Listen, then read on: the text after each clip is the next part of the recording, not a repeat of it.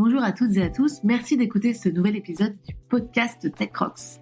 Aujourd'hui, j'ai envie de vous parler d'un événement que vous ne voudrez pas manquer, qui est le Tech.Rocks Summit 2024. Les 2 et 3 décembre, on se retrouve donc pour 2 jours intenses de conférences inspirantes, de discussions passionnantes et d'expériences qui sortent de l'ordinaire. Ce sera l'occasion parfaite de découvrir des idées neuves, d'échanger avec des leaders de secteur et de se plonger dans le thème de la résilience dans la tech. Ça va être un moment vraiment unique, donc si vous avez envie de vous enrichir, de networker ou juste de vous inspirer, eh bien on vous attend, le lien est en description de l'épisode de ce podcast. J'espère qu'on vous y verra nombreux et nombreux et on a hâte de vous retrouver. À très bientôt. When I look back and think about the things that I think were most impactful for me, it's not experiences, it's the people. If I think about the thing at the moment from a work angle that motivates me the most, it's actually the writing process. I always had a career goal of writing a book. When I think about resiliency, that's what it's about. It's not about saying, I'm never going to go down, because that's irrational. And if you base your whole model around never falling over in the first place, you're not prepared when it does happen. You don't want to get knocked down, but it's probably going to happen. So are you prepared for it? And once you do get knocked down, how quickly can you get back up and running? Hi everyone, I'm Philippe Ansarguet, VP Software Engineering at Orange. But today it's as a member of the TechRocks content team and co-chair of the 2024 Summit that I'm here with you. Today, I'm delighted to welcome for this TechRocks podcast, Sam Newman. Thank you so much for having me. TechRocks will run the 8th episode of the TechRocks Summit on December 2nd and the 3rd at Le Théâtre de Paris, an incredible place for our speakers and audience, mainly CTOs, VP and Head of Technology. After a 2022 session focused on scale, a 2023 session focused on efficiency, we decided this year to focus on the topic of resilience ecosystem in motion. The summit is a very important moment because it will bring our community together for inspiration and reflection. And it will be also the perfect opportunity to network and to meet new contacts to strengthen our practices and learn together. We are so pleased to have Sam with us on Monday, 2nd of December, as keynoter to bootstrap the first afternoon of the TechRocks Summit for a session called Models for Resilience. So let's jump in. First, Sam, I'm sure that our audience would love to better know who you are. That's a very deep philosophical question you've asked there. I would say I'm a half developer, half sys administrator who's latterly become a tech writer and a presenter. I started at a very boring career path. I loved computers as a kid. I went to university to study computing, and goodness, what are we now? 20-something odd years later, I'm still doing the same job, but I've worked in engineering, done stuff at the European Space Agency. I've been in 3 startups that have all failed. I was in a consultancy for a long time, which was really fun. And now I'm working for myself. You already had an amazing journey that drove you from Thoughtwork to an independent consultant, like you mentioned, and a speaker. You created also the well-known XP Lego game, and you are a tech hits writer, and in particular for O'Reilly. I have all your books just behind me. All those topics are really connected to cloud, continuous delivery, and complex, massively distributed system. What could you share with our French tech leaders community as best transforming experiences? When I look back and think about the things that I think were most impactful for me, it's not experiences, it's the people. So I was fortunate enough to, in virtually every situation, to not be the smartest person in the room. And I like being around people that I can learn from. And so it's been sort of individuals along the way that have really helped me. That's always been my goal. I want to be in a place where I don't know enough. That's what I always want to be. Where do I not know anything? Let's go stick my nose in there. I think I'm quite fortunate that I have it's a blessing and a curse. I have quite a short attention span. But once I get interested in something, I get very interested in something. So always looking for the new place to go and learn. I also realized in hindsight that early on in my career, I just was quite open to just trying things that were often outside of my comfort zone. Sort of studied as being a developer, but I fell into being a sysadmin just because no one else wanted to do it on the project I was on. But that really led me into kind of exploring the space that then became kind of continuous delivery. And that was only there because it needed to be done. I wanted to learn a bit more and I threw myself into it. So I'd say never try and be the smartest person in the room, always try and learn. And that's pretty much how I continue my life. And certainly in my family, I'm not the smartest person. So that continues to this day. On a complementary angle, Sam, I would be very curious about what drives you and gets you up in the morning. What are your daily inspirations? Coffee. I mean, I purposely, we did think about having a coffee machine in the bedroom, but I realized I would just lean over. So honestly, that's what I need to get up. I'm a little bit older than I once was. If I think about the thing at the moment from a work angle that motivates me the most, it's actually the writing process. I always had a career goal of writing a book, partly because it was sort of one of the things you would do and was becoming kind of more impactful. And that was always, my goal was always to have impact, I think. But once I started writing, I realized I really enjoy the process of writing. So I know for some people, they find it a slog. I'm really fortunate that I don't. So anything that keeps me away from writing, I find to, at the moment anyway, I find to be a pain. And so right now, what gets me up is a day that I've got clear, which is just for sitting down and working on a writing project. And, and at the moment, that's the next book.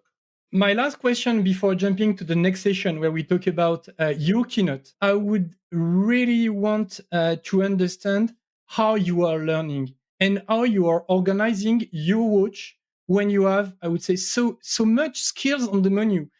Do you have some daily routines our audience could learn from? I'm very curious about this one. Yeah, I think because I have challenges around my attention span, I've gone through every organizing system there is, and I don't stick, none of them have stuck with me. I've found that finding out what motivates you as an individual, it can be very personal. So I'm happy to talk about what I do, but I don't necessarily transfer. I think the key thing for me is I live off my calendar. I spent many years working in an international company, working with people all over the world. My calendar is everything to me because time zones just get dealt with there and everything else. So I have a mix of client work I do training for some clients, I do consulting for others, I do a lot of online training with O'Reilly. I've got to write as well. It took me about a book and a half to realize that when I want to write, I need a whole day. And ideally, I want 2 or 3 of those days running together, especially when I'm writing the first draft. And so now my wife, who also runs the business with me, she helps organize my calendar. So we know we've got these trainers coming up, so we protect these days. In those days, I don't do any admin work. They're just writing time. That's all I do. And then when it comes to admin, calls for prospective clients, the consulting I will do those. I can easily mix like 2 or 3 bits of client work on the same day, and the context switch for me is fine. But the flow state I need for writing means I have to keep those sorts of things separate. So you look at my calendar, you'll see blocks for holiday, you'll see blocks for writing, and then you'll see any advanced training tends to get blocked out in advance as well. And then that's it really. And then everything else that falls in, I just do what my calendar tells me. And that is what works for me. I also learned things like about the writing process. Like if I check my email before I start writing it every morning, there's a real big danger that I'm now gone off in some different area. So for me, I do all my writing first. I don't even open my email client until that's done. When I finish if I finish at 3:00 in the afternoon, that's been a great day writing wise. Sometimes it'll be 12, sometimes it'll be 5, but you get to a point you run out of steam. And at that point, I'll pick up bookkeeping and stuff like that. But it took me I would say 2 books to get to that point. And I'm kind of working on my 4th now. So I'm sure I've still got more things to learn. Sam, just before jumping into the keynote side, I would love to ask you a bonus question about the last answer that you share with us. Is there a room for generative AI right now to help you in your watch or in your, I would say, daily activities to better get organized, or is it absolutely outside or mainly outside of what you are using? It's not something I'm interested in. I think if I think about my writing, my voice is quite important. So how I communicate when I write, it's not just about the content, it's also about how that content is phrased. And that's quite important to me. That isn't to say that a generative AI model couldn't get to the point of, sort of interpreting my own tone at some point, but that's just not something I'm exploring right now. By definition, I couldn't have an AI model learn from me and then write a book that I haven't written, because by looking at my corpus of content, isn't the stuff I'm writing hasn't been written by me. So that it's not really in that space. In terms of the organizing space, it's just too personal a time. Those things, I've tried all kinds of various different models from time to time, and not really something that's on my horizon at the moment. So let's jump into your keynote. Like I said in the intro, the focus of the Tech.Rocks Summit 2024 will be on resilience. And I think our audience is really keen to hear basically what it means to you, how it resonates. Every now and then I ask on Twitter, don't ask on Twitter anymore, but there'll be a term that I think's got lots of definitions, and I'll just throw it out there. What do you think this means? And I did this years ago for talking about what asynchronous means, right? I did the same for resiliency. And I got, as I expected, lots of my friends and colleagues and experts and just random people in the street had very different definitions. And then an old friend of mine, Bruce, who I met through the London closure community, he just came back with one word. He said Chumbawamba. And of course, what it was referring to is a song by Chumbawamba, a band called Tub Thumping. And in it, there were the lyrics, I get knocked down, but I get up again. You are never going to keep me down, right? That's the famous sort of chorus in that song. And so when I think about resiliency, that's what it's about.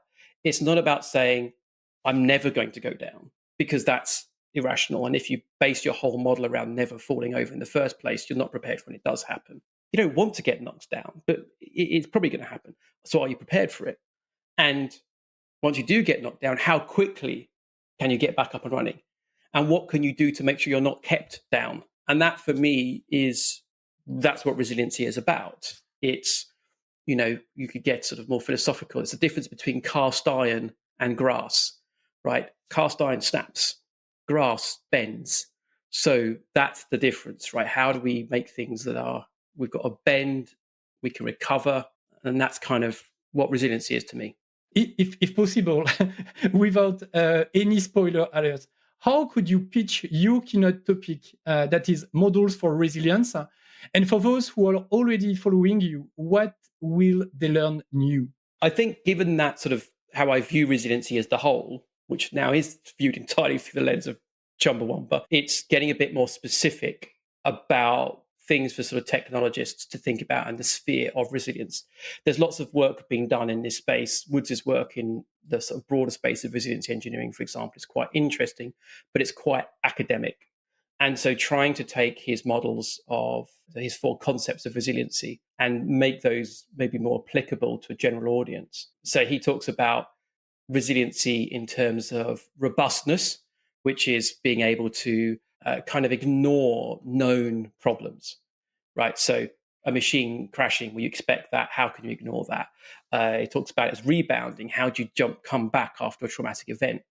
But also, how well do you handle the unexpected? How do you continually learn? So the concepts are interesting, but a lot of the way it's phrased is quite, I find, academic. So it's taking those ideas, also taking ideas from sort of wider studies into socio-technical systems as well, and trying to take these ideas and distill them down a little bit and make them, I think, a little bit more intuitive, so that people can go back to their own place of work and spot these patterns and understand how these models might be useful for them in their own day-to-day work. I would love for the next question, understand, according to your experience, what are the most important architectural patterns every tech leaders should have in his bag to ensure basically what you described, robustness, stability, resilience of the system they are building? Where do they need to focus first? We can come at this from kind of I would say almost 2 different angles. And I think maybe I'll frame it in terms of the technical and the people, the social side of it, because you do have to address both if you want to build something truly resilient, right? A software-based system is technology and people working together. That's maybe the first thing. You can't just look at the technology and think that's going to make a system resilient. It's about how the people and the technology work together. So that's the first thing, right? So the second is, on the technical side, it's recognizing the fundamental nature of our computer-based systems. You can't beam information instantaneously between 2 points. That's not something that you can do with our computers. It takes time. And secondly, sometimes the thing you want to talk to, you can't talk to. It's not there, right? That's the fundamentals. So from a technology point of view, if you're talking about making systems more robust, more stable, the logical conclusion from that is, well, you need to know about timeouts, retries, idempotency, and rate limiting. Probably in that order, although you should probably do idempotency and retries at the same time. So on the technical side, recognize things aren't instantaneous. Sometimes things are not available. Timeouts, retries, idempotency, rate limiting. That's in your bag, right? On the people and process side of things, if you want to build a resilient system, it comes down to creating an environment where there's a high degree of psychological safety, where people feel that they're able to speak up and alert you to things that don't look right, where you don't have a blame culture. So if a mistake is made, because human beings make mistakes, we're good at that, right? A lot of creativity comes through making mistakes. So creating an environment where you learn from this. Because when a bad thing happens, if you have an environment in which you are blaming people for things, you will not learn from what happened, and ergo, you will continue to create the mistakes of the past. So on the people side, I would say it starts with creating an environment of psychological safety where people can learn and share ideas freely. And that's the most important thing, I think, from a resilience standpoint. I mean, obviously, there are a whole lot of other benefits that would flow from your organization if you embrace those ideas. I really love your answer. If it's like it, basically you don't want to the technical side, and you also promote all other aspects of the resiliency topic. So you name about people, organization, but also communication in what you just answered. So is resilience a tech and social holistic topic for you? Yeah, absolutely. I think once you look at, but even like a lot of my work has been about software architecture. And that is fundamentally a socio-technical endeavor. If you're an architect and you don't think about people, well, how's that going to work? Have you heard of Conway's law? Right. So already we have this idea that from software architecture as a whole, we have to have an understanding about how these two things are related. So for me, just from that broader sense, and absolutely it is when you start looking in the area of resiliency. I mean, the very fact we have to talk about human error as being claimed as a causative factor in software failures or any type of failure really makes it very clear that you have to see both sides. So in the work I'm doing at the moment, although I'm much more of an expert on the technical side of things rather than the people side of things, just as when I wrote my previous books, I try to talk about people and culture and organizational design aspects. Like in my new book, the book's got two halves. Right? The first half is going to be the technical. The second half is going to be kind of the more sociological, because if you only focus on the technical, you are probably looking at less than half the picture. It's when you get both those things working together that I think you can build truly resilient systems. Sam, because we are in the part of your keynote session of our conversation, could you share, for instance, with the audience, what kind of material the participants will be able to take home and what basically will be learned? I'll be honest and say that there's a potential that my central pivot point for the talk may change between now and December. I mentioned Woods' models for resiliency, which are quite well known, but I have actually discovered, I think, some other models for sort of measuring resiliency that might replace it as being kind of the central pivot point. But I think it's like a practical model for thinking about how do I make my system resilient, right? That's the core of it. I'm also going to be sharing a bit more detailed models around socio-technical systems. So some of my research for the book, I've discovered some really interesting analysis into socio-technical systems in the context of failures. So how do you break down that socio-technical into smaller pieces where you as a technology leader can say, have we got coverage in all these areas, rather than just thinking this is too big and too airy. So I think more concrete models for thinking about what resiliency is, how to measure it, and probably a list of things to be looking at and observing to make sure you're heading in the right direction. Sam, before jumping to the next session, a last one on your keynote presentation, I'd be curious to know if during basically your talk preparation, even if it's not 100% done, like you said, did you learn something new or unexpected? The weirdest thing I learned was when diving into the whole socio-technical stuff is that work was pioneered by a group called the Tavistock Institute in the UK. And the Tavistock Institute are cited in a bunch of conspiracy theories, mostly coming out of the US, including one where the Tavistock Institute was cited as being part of a shadowy global cabal that created the Beatles to control and bring down Western democracy. Now, I think the jury might still be out. Maybe the Beatles are sort of running a very long game on this whole thing. But I was like, it's also, given where the world we're operating in now, it's good to know that really crazy conspiracies have been around for a long time. I don't think it's going to get a mention in the keynote, but I was like, really? Okay. So yeah, that was a kind of a rabbit hole I went down at one point. But if you would type in Tavistock and Beatles, and you will find some really odd blog posts out there. Amazing. So now, Sam, jump on the next session that is basically around your agenda. I guess that you are spending parts of your day and nights on your coming book called Building Resilient Distributed System. And it's a perfect echo to our event. And even if you, I would say, already wrote several books that are bestseller in tech, and even if you already brought some of them, what were your initial motivations while starting this new one? And what did you choose to tackle? I mean, the reality is I like writing. And so for me, it wasn't, am I going to write another book? Is what am I going to write another book about? And I did explore some other topics before I got to this one. There were a couple of other things I could have gone deeper into. I first learned about those ideas like 10 or 15 years ago and was struggling to understand them. And so every year or so, I'd come back and re-engage and hit my head against them and bounce off and hit my head and bounce off. And so after I'd finished the second edition of Building Microservices, I had a bit of a break. I played some computer games. I thought, okay, now I'm ready to write my next book. What's it going to be?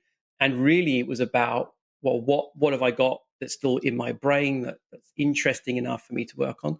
I typically would do like a workshop or like a half-day workshop or something before I do any writing anyway. So I get to explore the spaces. And that was the material that I just created a class for O'Reilly. And it was like, that was really interesting. And there's loads more I wanted to explore. So I wanted to write. I had that in my mind, and that's kind of where I went to. I mean, obviously you can see writing a book as a broader thing for me. I work independently. So for me, it works kind of as marketing and everything else. So there's obviously the motivations from that point of view. But if all I wanted to do was market myself and build my brand, there are cheaper and easier ways of doing it than writing a book. I write because I enjoy it. And that's also a thing. I speak to lots of people and they say, oh, we want to write a book. And I'm like, oh, okay. So they ask me for advice and say, so have you written anything? Like a blog post? Oh, no, but I want to write a book. Like, okay, go write a blog post, then come back and talk to me. Because it's like, if you don't enjoy the process of writing a book is a terrible thing to do. There are other ways you can share your stuff. You can do podcasts, you can do YouTube videos, whatever else. I write because I enjoy it, and therefore I looked for something to write about. Sam, a bonus question on this one. When do you know that it's done for the book? I have a bit of a pattern for what works for me. And it's also, I've got a really good editor. I mean, one of the reasons I don't self-publish is because I actually quite like working with O'Reilly, and I've got a great editor, Virginia O'Reilly, and who's fantastic to work with. So for me, I come up with a rough pitch. I sit down with colleagues at O'Reilly, and Melissa, who I work with a lot there, she helps me sharpen that up a bit. And then I just start the process of writing, and then I get tech reviewers in, and I write a chapter or two, and I send it to the tech reviewers, and I get their feedback, and I iterate on that a bit. And I just kind of write chapter by chapter by chapter. And I get to the end and the first draft, hoping the first draft will be done in sort of, I don't know, like about April or May next year. And then it's like the reviewers are one of the biggest impacts for me in terms of giving me great feedback in terms of, am I missing something? Am I misstating something? Do I need some different structure? So I've got some great reviewers, Sarah Wells and Venkat Subramanian, who are both people who have written books and so therefore give great feedback, but also good subject matter experts. I've also got an old colleague of mine, Halvard, who's an expert in distributed systems, works at Google. So he comes in and tells me things I'm getting them technically wrong. I'm adding a couple more tech reviews at the moment. And that for me is the most important feedback. I won't lie to you. There's also another aspect to this, which is that it is a lot of work and it does occupy a big chunk of my brain. I can only hold on to it for so long. And so I do need it to finish within a 2-year period, really. So I also have to cut my cloth accordingly. And one of the hardest things I would find early on was I was writing too much. It wasn't going to fit. So I had to write like I have an orphan GitHub, and I just put content there. So I'm not deleting the content. It's just going over there for now. And then there's also the reality that the book is done, but The book is about getting ideas out there, and the ideas are never done. So by putting the book out there, I will get to enter into a dialogue with a whole bunch of other people that I've never spoken to before. I'll learn new things after the book is out there, right? That's also what I love as well. That's partly why I came back into the second edition of Building Microservices, right? Enough time had passed, it was worth it. So the ideas are never done, but you do have to finish a book for your own sanity.